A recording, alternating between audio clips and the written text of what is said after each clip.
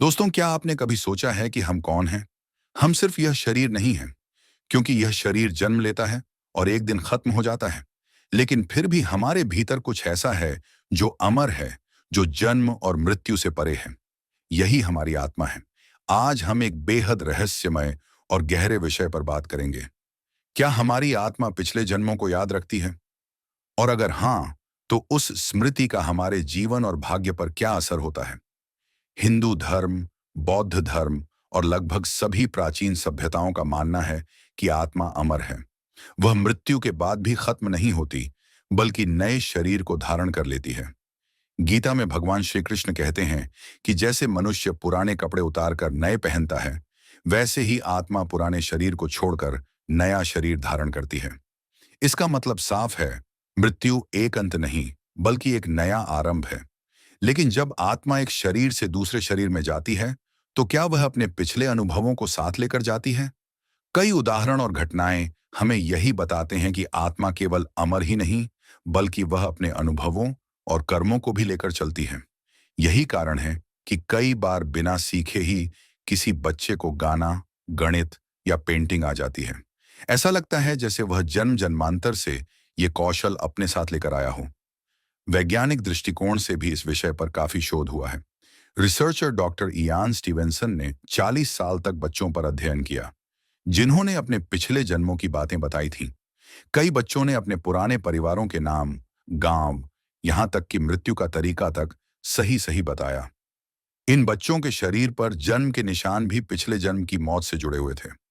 ये सब बातें ये संकेत देती हैं कि पुनर्जन्म और पिछले जन्म की स्मृतियां केवल कल्पना नहीं हैं, बल्कि इनमें गहरा सत्य छिपा है। अब सवाल उठता है कि अगर आत्मा इतनी कुछ याद रखती है, तो हम अपने पिछले जन्म क्यों नहीं याद कर पाते? इसका जवाब बहुत ही रोचक है। योग और आध्यात्मिक गुरुओं ने कहा है कि प्रकृति ने हमें भूलने का उपहार दिया है।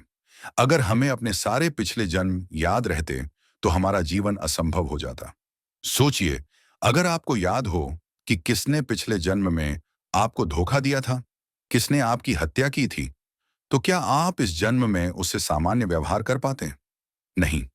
इसलिए प्रकृति हमारी रक्षा करती है और हमें केवल वही अनुभव याद रहने देती है जो हमारी आत्मा के विकास के लिए जरूरी होते हैं। लेकिन इसका मतलब यह नहीं कि पिछले जन्म पूरी तरह गायब हो जाते हैं। वे हमारे संस्कार, हमारे गुण और हमारे भय के रूप में हमारे अंदर छुपे रहते हैं। यही कारण है कि कभी-कभी हमें बिना वजह किसी जगह, व्यक्ति या परिस्थिति से अजीब सा जुड़ाव या डर महसूस होता है। यह सब हमारी आत्मा की गहराई में दबे पुराने अनुभव हैं। योगानंदा ने अपनी पुस्तक ऑटोबायोग्राफी ऑफ अ योगी में स्पष्ट कहा है कि आत्मा का सफर बहुत लंबा है।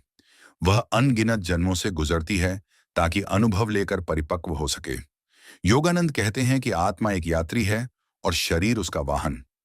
यह वाहन बार बार बदलता है, लेकिन यात्री वही रहता है।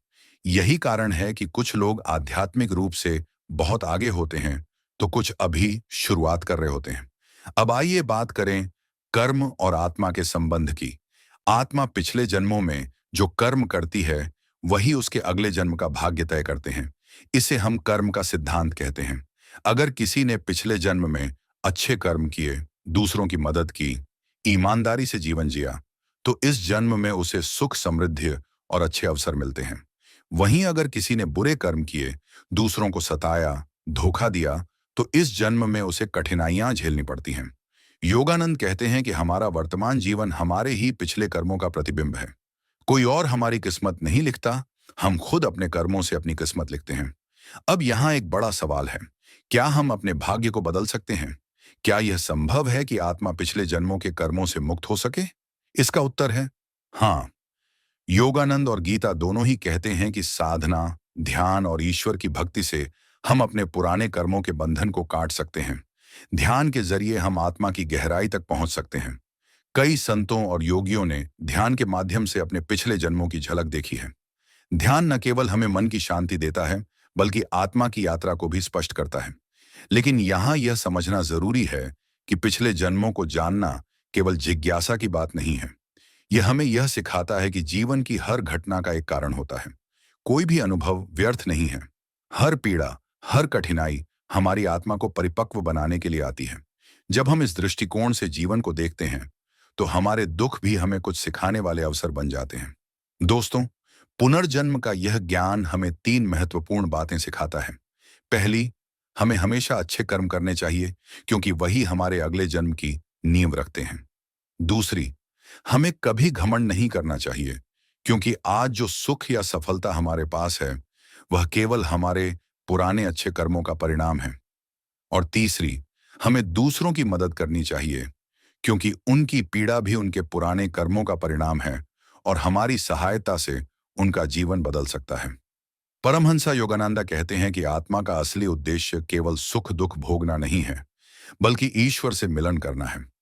आत्मा अनगिनत जन्मों में घूमती रहती है, लेकिन अंततः उसे अपने स्रोत यानी परमात्मा में वापस लौटना होता है। यही आत्मा की यात्रा का अंतिम लक्ष्य है। जब आत्मा इस लक्ष्य तक पहुंच जाती है, तो वह जन्म और मृत्यु के चक्र से मुक्त हो जाती है। इस अवस्था को ही मुक्ति या मोक्ष कहा गया है। दोस्तों, अंत में यही कहूंगा कि आत्मा अमर है।